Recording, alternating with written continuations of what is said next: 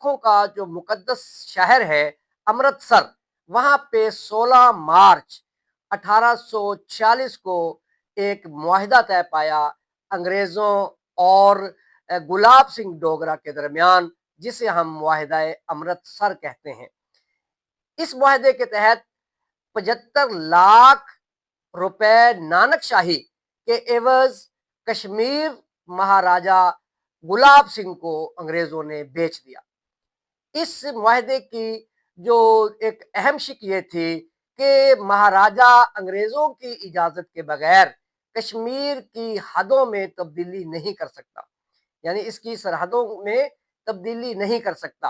اور دوسری اس کی بڑی شرط یہ تھی کہ اگر کسی وقت انگریزوں کو فوج کی ضرورت پڑے تو مہاراجا کشمیر گلاب سنگھ اس بات کا پابند ہوگا کہ اپنی فوج کے ذریعے انگریزوں کی مدد کرے۔